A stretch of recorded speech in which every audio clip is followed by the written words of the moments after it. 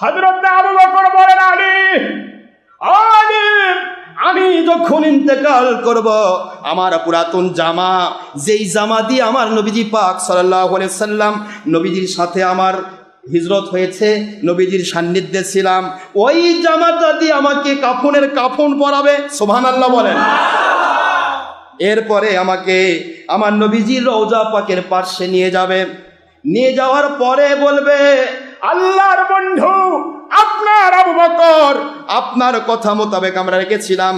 আপনি বলেছিলেন আবু বকর আমার দুনিয়ার সাথী, আবু বকর আমার কবরের সাথী, আপনার কবরের সাথী বলে আপনি দুনিয়া থেকে গিয়েছেন।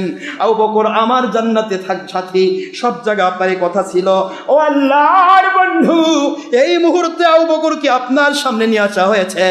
আবু বকর ওসিয়ত করেছেন যে আপনি যে হায়াতুন নবী, আপনি যে কবর থেকে কথা বলতে পারেন, আপনি যে কবর থেকে সত্যায়ন করতে পারেন, এই আকীদা আবু বকরের ছিল, আলীর ছিল, সাহাবায়ে কেরামের ছিল। তার প্রকাশ্য প্রমাণ হযরত আবু বকর বলেন, আমার ব্যাপারে আমার নবী বলেছেন তিনি যেখানে আছেন তার কবরের পাশে আমি শায়িত থাকব। কিন্তু এটা নবীজি দুনিয়াতে থাকাকালীন কথা, কিন্তু তিনি পরে আরো 2 বছরের অতিক্রম হয়ে গেছে আমার জীবন, আমি তো মারা যখন যাব, সময় ঘনিয়ে আসতেছে।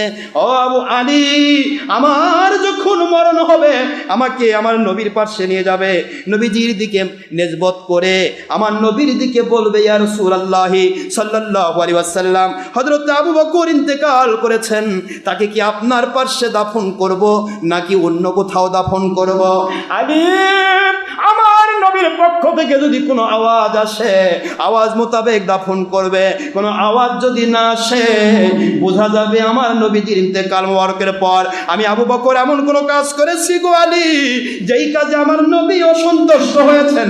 নবীজি পাক সাল্লাল্লাহু আলাইহি ওয়াসাল্লাম অসন্তুষ্ট হওয়ার কারণে আমার কথার জবাব দিচ্ছেন না, কিন্তু জবাব দিতে পারবেন না এমন আকীদা আমার নয়। যদি জবাব না দেন, জান্নাতুল বাকি গুরুস্থানে দাফন করে দিবে, আমার নবীর পাশে আমাকে দাফন করবে না। সুবহানাল্লাহ। হযরত আবু বকর রাদিয়াল্লাহু তাআলা আনহু ওনার যখন ইন্তেকাল মোবারক হয়ে গেল, হযরত আলী রাদিয়াল্লাহু তাআলা আনহু বর্ণনা করেন, আমার আবু বকরের কথা ওসিয়ত মোতাবেক তাকে আমি গোসল করালাম, কাফনের কাপড় তার পুরাতন সুন্নতি জামা দিয়ে কাফন করিয়ে দিলাম। এরপর নবীজির রওজা পাকের পাশে নিয়ে গেলাম।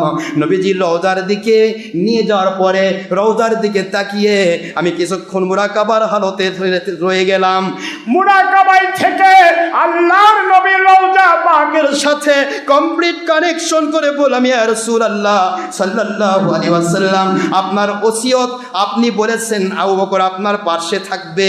আজকে আবু বকরের ওসিয়ত আপনার কথা মানা, যেহেতু আবু বকর পাশে থাকবে, কথাটা হলো সুন্নাত। নবীর কথাটা কি সুন্নাত, কিন্তু মৃত ব্যক্তি মৃত্যুর আগে যে ওসিয়তটা করে, ওসিয়ত মানা কি? জোরে কোন ওসিয়ত মানা কি? আল্লাহর বন্ধু, ওয়াজিব পালনের জন্য আপনার সামনে হাজিরা দিলাম। আমার আবু বকর ওসিয়ত করেছে, আপনার মুখের জবান মুবারক দিয়ে কথা শুনতে চান। তিনি যে দুনিয়াতে আপনার ইন্তেকাল মুবারকের পর হায়াতুন নবী হিসেবে আমার আল্লাহর দিদারে মশগুল হওয়ার পর আবু বকর কোনো ভুল ত্রুটি করেছে কিনা এটা দুনিয়াতেই তিনি প্রমাণ করতে চান। ও আল্লাহর বন্ধু, দয়া করে মেহেরবানি করে জানিয়ে দেন, আবু বকর কি আপনার পাশে দাফন করা হবে নাকি জান্নাতুল বাকিতে দাফন করা হবে? তার মৃত্যু পূর্ব সময়ের ওসিয়ত ওয়াজিব, আর আপনার হাদিস মোতাবেক আপনি বলেছেন আপনার পাশে থাকবে, এটা হলো সুন্নতে রাসূল সাল্লাল্লাহু আলাইহি সাল্লাম। এই জন্য ওয়াজিবকে প্রাধান্য দিতে গিয়া আপনার সাথে আমি মুরাকাবার হালতে, কাশফুল কবুরের হালতে আপনার সাথে আমি এই সম্পর্কটা, কানেকশনটা আমি আবু বকর সম্পর্কে জানতে চাই। হযরতে আলী রাদিয়াল্লাহু আনহু বর্ণনা করেন, আমি যখন মুরাকাবা থেকে মাথা উঠাইলাম, লক্ষ্য করে দেখি আমার নবীজির রওজা পাকের চারদিকের খুঁটিগুলো থরথর করে কাঁপতেছে। ভিতর থেকে আওয়াজ আসে, ও আমার আলী, আবু বকর আমার দুনিয়ার সাথী ছিল, আজকে আমার কবরের সাথী হবে।